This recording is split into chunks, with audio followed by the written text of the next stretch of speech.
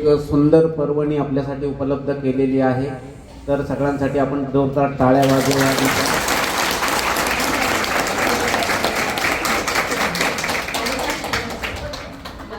देवलबाई हातोडी शोधायला गेले, मी ते यायच्या आधी अभिनंदन करून घेतलं. त्या अर्थाने नाही, पण एक प्रेमाच्या अर्थाने खूप जुना आहे विषय. मला वाटतं किती, अरे बापरे, 150 वर्षाचा गणपती येतो. तर ते जुनं दैवत आहे आणि दरवर्षी उत्सव होतो या कुटुंबाच्या वतीने. तर अशा छान ठिकाणी म्हणजे आपल्याला एक ज्याला पर्वणी निर्माण केली या कुटुंबांनी, तर या सगळ्यांचं आपल्या चिरंजीव पीठाच्या वतीने आपण अभिनंदन करूया आणि धन्यवाद पण देऊया त्यांना आपण. ओके.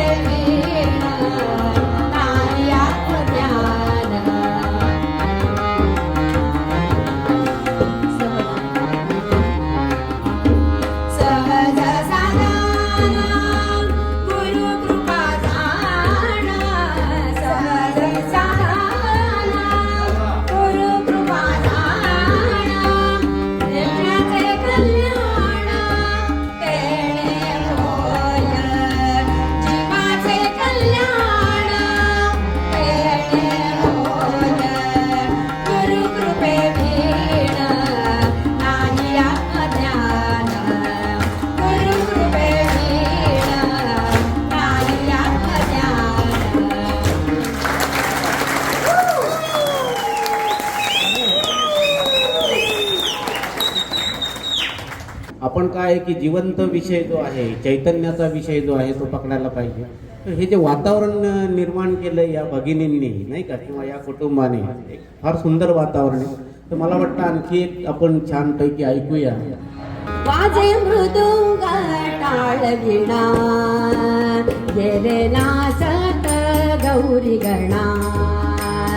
वाजे मृदुंग टाळ विणा गेले नाचत गौरी गणा. गणपती बाप्पा मोरया, मंगलमूर्ती मोरया. गणपती बाप्पा मोरया, मंगलमूर्ती मोरया. नाच नाच रे गजानना, वाजे मृदुंग टाळ विणा ये रे नाचत गौरी गणा.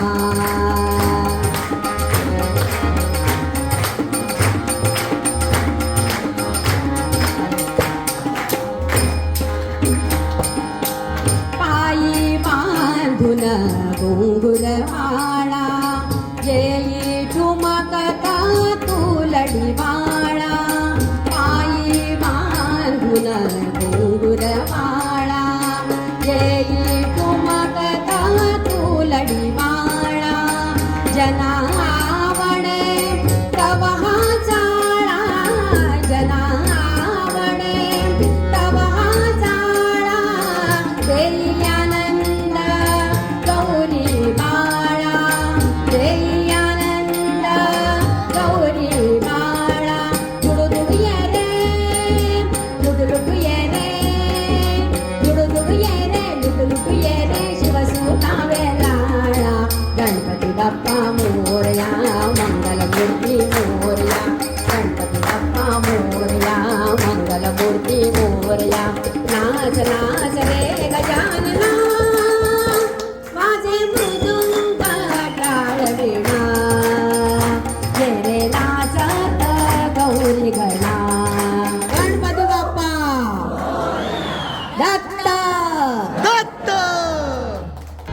यशोदे तुझो कानो यमुने डोई बुडालो ना यशोदे तुझो कानो यमुने डोई बुडालो ना काना बुडालो कृष्ण बुडालो हरी बुडालो ना काना बुडालो कृष्ण बुडालो हरी बुडालो ना याचो हरी बुडालो ना याचो हरी बुडालो ना ना ना ना ना यशोदे तुझो कानो यमुने डोही बुडालो ना यशोदे तुझो कानो यमुने डोही बुडालो ना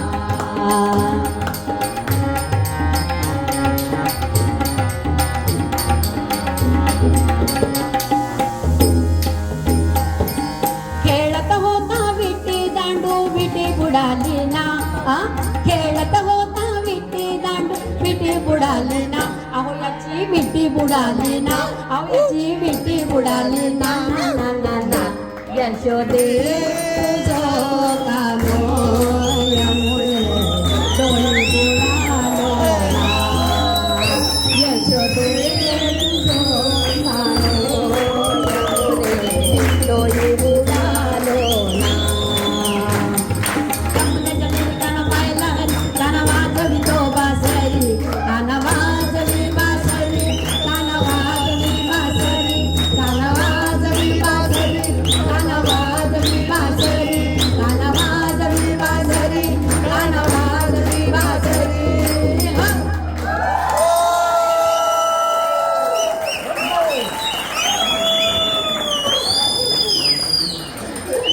खूप आनंद झाला. पंडितजींनी एवढी छान संधी दिली आणि आणि ही सेवा करायला मिळाली. झाला हो. पंडितजींनी इथे गाण्याचा कार्यक्रम ठेवा म्हणून कुठून नाचावंसं वाटलं Very इतका good. आनंद झाला.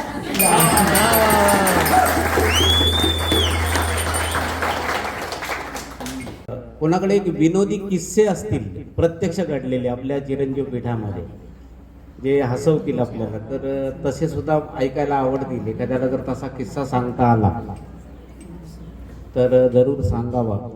दुसऱ्याचा असला तरी चालेल.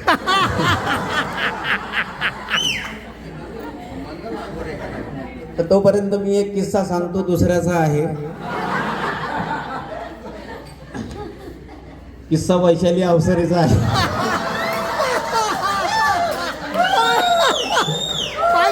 वैशाली अवसरेचा प्रॉब्लेम असा आहे की एकदा गाडीला किक मारली त्याच्यानंतर काही मागे बघणं नाही. आणि एक दिवशी असं झालं की निलेश पंडित, त्याला सोडायची जबाबदारी तिच्याकडे. सांगणार ती म्हणते नको सांगू. असं कसं? इतकं आम्ही हसलो त्या विषयाला.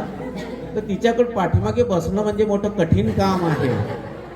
म्हणजे जे बसलेत त्यांच्या ज्ञेय तत्वात गेलं नाही. सगळेच बसले, सगळे मी बसले. पण गडबड अशी झाली एक दिवशी माई की या वैशालीने ठरवलं, म्हणजे निलेशला सोडायचं होतं. आणि तो निलेश उभा पाठीमागे, तो गाडीवर बसलेला नाहीये. हिने किक मारली, निलेश ओरडतोय मी खाली आहे मला घे. काही ऐकलं नाही आणि थेट सुटली. नाही, पुढची गंमत मोठी. रस्ताभर ती निलेशची गप्पा मारत होती.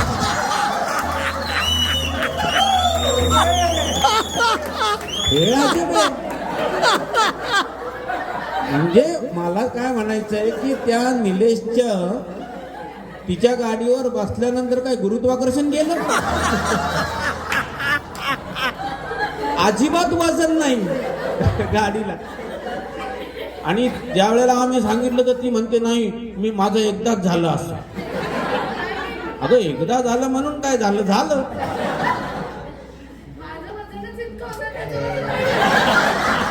ते मी सांगणारच आहे. की जे 2 वजनाचे आहे त्यांनी पाठीमागे बघायला पाहिजे. बरं, ती गाडीचा प्रॉब्लेम आहे तिच्या गाडीला तिचं वजन माहिती, निलेशचं माहित नाही. त्याच्यामुळे ही सुसाट रस्त्याभर गप्पा मारतीये आणि हा आपला इकडेच जागेवर. आणि त्यानंतर घरी गेली, बघा घरी गेली आणि घरी गेल्यानंतर तिने बघितलं तर कोणीच नाही. हाईट काय पुढची, निलेश पडला की काय माहिती.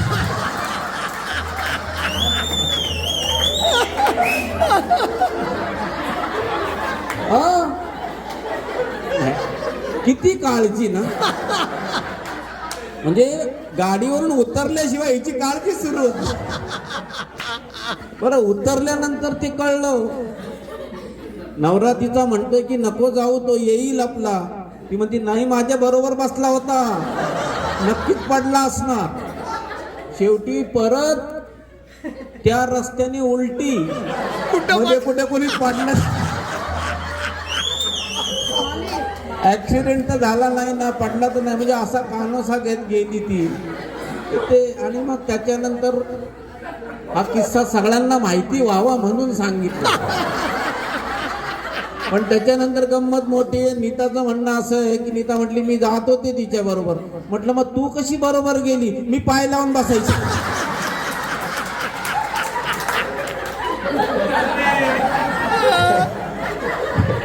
ही म्हणते मी पाय लावून बसायचे, तिला वाटायला पाहिजे आपण आहे. एक मजा आहे त्याच्यामध्ये. मला हा किस्सा काय आहे, हसण्याच्या हिशोबाने, आनंदाच्या हिशोबाने खूप सुंदर वाटला हा किस्सा. चांगलं वाईट धरू नका, आपल्याला जे हसवतं ते उच्च दर्जाचं असतं. तर हे खूप छान किस्सा आहे तिचा. तर याच्या पुढे ज्यांना ज्यांना वैशालीने त्यांनी असं पाय ठेवायचं, बाई आम्ही आहोत. निलेशला पाडलं नाही, पडण्यापूर्वीच निलेश बाहेर पडला. त्याच्यामुळे काही प्रॉब्लेम नाही. पण आपण वैशालीसाठी जोरदार टाळ्या वाजवूया. हा किस्सा नमुना म्हणून सांगितला. आणखी कुणाला काही असं आलं तर तुम्ही सांगू शकता. आताशी सगळेजण असतात ना, एक जबाबदारी दिली होती कोणाला. मला सांगितलं होतं की पुष्पगुच्छ देवल तू रेडी ठेवायचा आणि ते पाहुणे आले की तू त्या बाईच्या हातात देऊन द्यायचा किंवा बाई त्या असते त्या आलेल्या पाहुण्यांना देणार. तर बाईंची पण आमच्या इतकी ती गडबड झाली ना त्या दिवशी, काय त्यांना काही सुचलं नाही का काय, त्या पटकन म्हणून गेल्या अहो गुच्छ मी आता हे ना देत आहे. आणि संपूर्ण समारंभ झाल्यानंतर खाली उतरल्या. मला म्हटलं काय माझं काही चुकलं नाही. म्हटलं अहो बाई पुच्छगुच्छ काय म्हटलं तुम्ही. त्याच्यानंतर मला म्हटलं देवल याच्या पुढे पुष्पगुच्छ होते ना, तू समोर सुद्धा नकोयस आम्हाला, कारण तू आलीस की आम्हाला तो पुच्छगुच्छच आठवतो. म्हणजे नकळत झालं पण ते झालं. दुसरी एक गोष्ट अशी की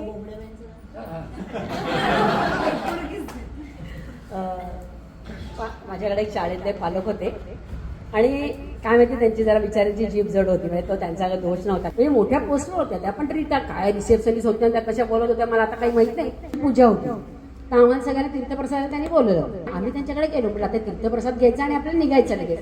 गेल्यानंतर त्याने आपलं बशा आता तुम्हाला तीर्थप्रसाद देते मी सगळं खायचं आणि नंतर निघायचं. मी म्हटलं काही कळलंच नाही आधी आम्हाला. म्हटलं अहो काय करायचं आहे. माझ्या मैत्रीण होती, मी तिला म्हटलं अगो ह्या काय बोलले आपल्याला काही कळत नाही. थोया तीर्थप्रसाद घ्या आणि मन निघा. म्हटलं अहो बाईने म्हटलं द्या. नाही आता तुम्ही जेवून यायचं. म्हटलं जेवून वगैरे नको. नाही थोया भात वयन थोडी श्रीखंड पुई पतातीची भाजी नको. म्हटलं अहो एवढं जेवच तर वेळ नाही आहे मला. आणि आता मुलांचं सांगते थोडंसं की इंग्रजी माध्यमाची मुलं, म्हणजे आता मोस्टली बऱ्याच ठिकाणी इंटरनॅशनल स्कूलमध्ये मुलं असतात, प्रचंड त्यांचं वीक आहे मराठी. म्हणजे घरात हल्ली बोललं जातात तेवढंच पण त्यांना कळतं की नाही मला माहीत नाही. आणि निबंध होता गणपती, म्हणजे गणपती या विषयावर लिहायचा निबंध.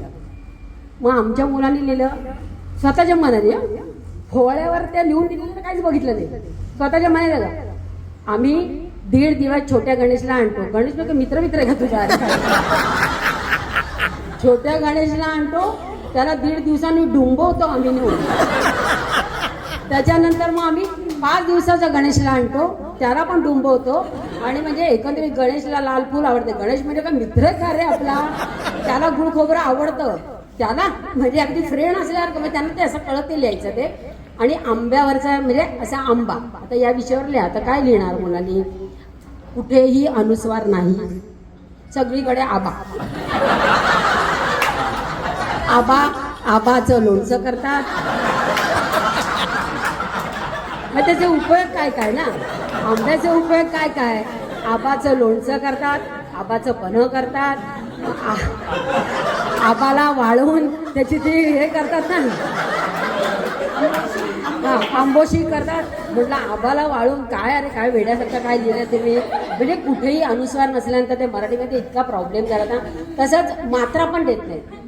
पोपट, पोपटावरती निबंध पापट. पापटला परू आवडतो. पेरू कुठे नाही, मिरचीला मी नाही. हा, मर्ची, मर्च. काखेत कोळसा आणि गावाला वळसावा असं त्याच्यावरती लिहायचं त्यांनी. मुलांनी काखेत कोळसा खाक जळून जाईल म्हटलं. काख्यात उपयोग करा. अरे काखेत कोळसा कुठे ठेवतोय? गायीवरचं निबंध म्हणजे एका लिहिलं की आमच्याकडे काही गाय नाहीये, त्यामुळे मी निबंध लिहू शकतो.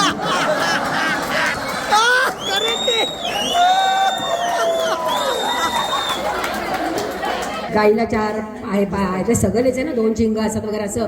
बाई पण गाय आमच्या, तुम्ही गायीवर निबंध सांगितले आहेत ना. म्हणजे अरे गाय म्हणजे प्रत्यक्ष गाईला घेऊन नाही लिहायचं त्याच्यावर, गाईच्या पाठीवर निबंध. गाईवर निबंध लिहायचा आहे ना, मग गायच नाही मग निबंध कुठे?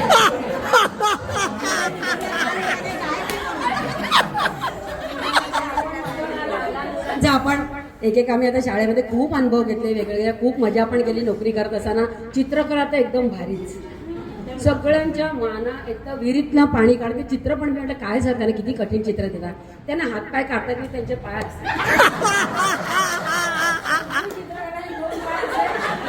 मध्यभागी एक चौकोन मान, अशीच मान,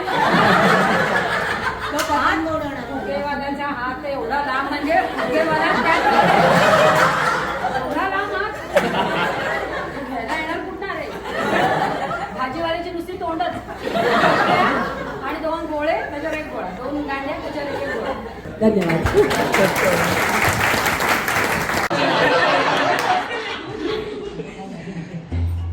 तीन दिन 4 दिन काम चला, वो लोगों का फिटिंग वगैरह किया. फिर वो मिस्त्री ने एक दो आइटम था वो बनाया नहीं था, तो बोले सर अभी 1 दिन में काम खत्म करना है, तो अभी फैक्ट्री में जाएंगे आएंगे, नहीं होगा तो इधर ही थोड़ा सा कटिंग कर देते हैं. बोला ठीक है. मैं हूँ इधर, पंडित जी गए 9 बजे ऑफिस. वो काकू को डस्ट नहीं चलती घर में. डिजिटल कैमरे से भी भारी उनका आगे. अभी नहीं, अभी भी थोड़ा डस्ट दिखा रहा उसको डिजिटल. और नहीं, घर में काम चल रहा था, कभी खाना खाने को बैठता था, मेरा खाने के टाइम में थोड़ा सा गिरता है. तो मैं उठने के बाद में इनका इतना टेंशन में आजू बाजू सब चेक करता गिरा होटल, तो उसमें डस्ट के प्रॉब्लम के हिसाब से बिल्कुल डस्ट नहीं चलने वाला. मिस्त्री ने चालू किया कटिंग, पूरे घर में भूसा सिर के ऊपर भूसा. अभी भूसे के आलर से इनके ऊपर पूरा आ गया. वो बाहर जाके बैठ गए नीचे लैंडिंग में. पंडित जी दोपहर का आए, मेरे को टेंशन. पंडित जी बोले अरे काकू को बाहर बिठा दिया. खाना पीना वो थोड़ा क्लीन करके देता. रूम में बैठ के खाया. मेरे को टेंशन आया. पंडित जी को बोला पंडित जी अवसर नहीं आएगा. पंडित जी बोले वो तो मैं नहीं बता सकता.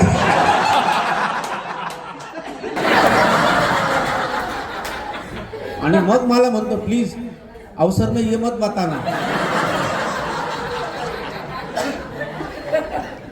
आणि आणखी सगळ्यात हाईट काय होती की एक दिवशी मी घरी आलो आणि हिला ओळखूय म्हणजे मला ओळखता नाही आलं.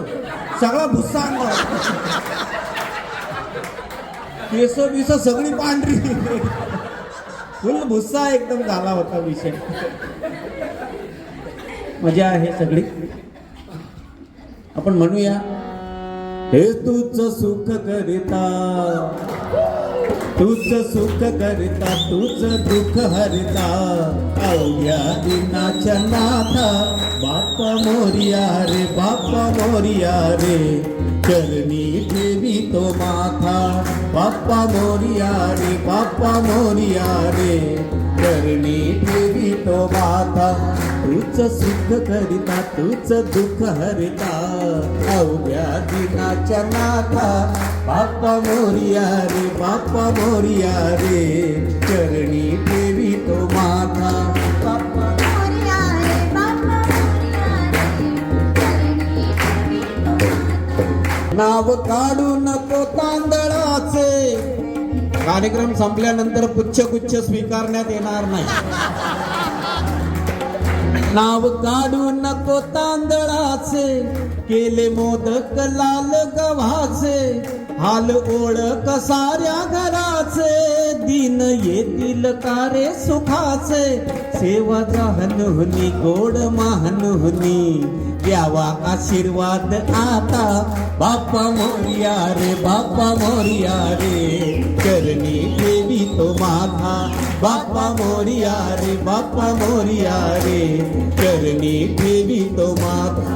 तूच सुख करता, तूच दुःख हरिता, अवघ्या दिनाच्या नाथा बाप्पा मोरिया रे, बाप्पा मोरिया रे, चरणी ठेवी तो माथा, बाप्पा मोरिया रे, बाप्पा मोरिया रे, चरणी ठेवी तो माथा, बाप्पा मोरिया रे, बाप्पा मोरिया रे, चरणी ठेवी तो माथा.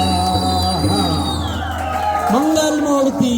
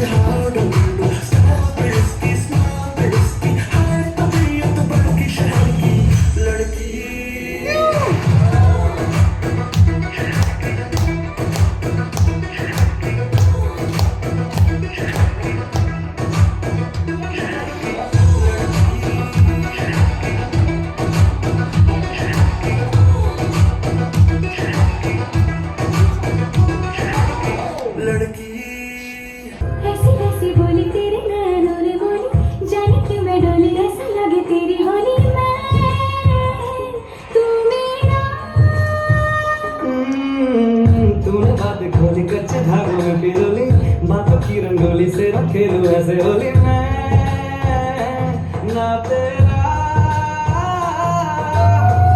किसी का तो होगा ही तू, क्यों ना तुझे मैं जीतूं। घोड़े ख्वाबों में जीते हैं बाबरे मन के धागे, मन के धागे, धागे तेरे सावरे, धागे तेरे सावरे, है लिखा मैंने तेरा ही तेरा ही तेरा ही तो नाम रे।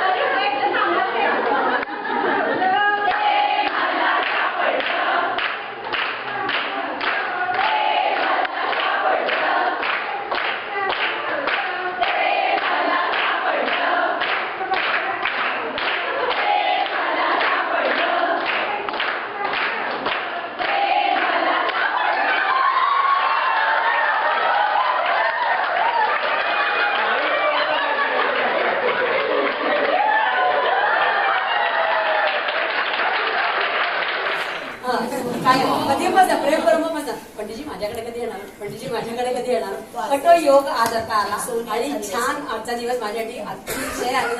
माझ्याकडे शब्द नाहीयेत, खरंच नाहीयेत शब्द. मी सकाळपासून मला एवढा उत्साह आहे की म्हटलं काय म्हणून मी तुम्हाला म्हटलं कसं काय व्हायचंय, कामं करू का म्हटल्यानंतर आता आपला आनंद उपभोगायचा आणि आपल्याकडे फक्त आनंद आणि आनंदच आहे.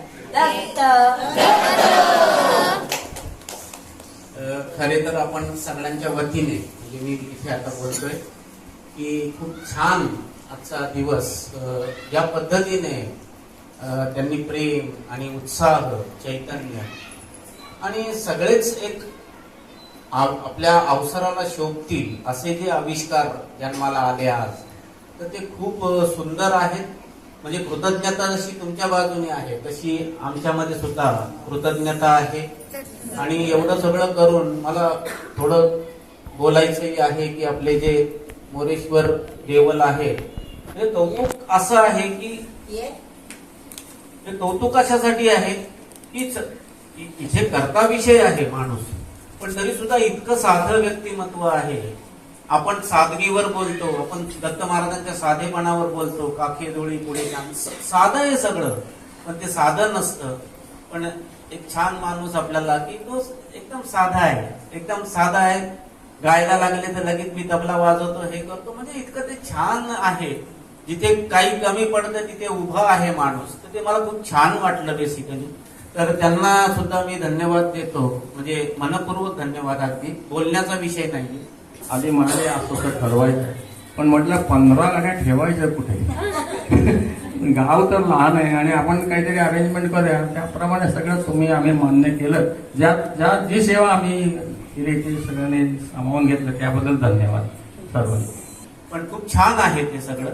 आणि देवलबाईंचं तर मी सांगितलं 7 वर्ष झाली प्रेम ब्रह्म पासून पाठीमागे लागलं, पण मी माझं वचन पाळतो. तसं नाही. प्रेम ब्रह्म मध्ये सांगितलं होतं मी येईन म्हणून, आणि आता प्रेम ब्रह्म चालू झालाय आम्ही.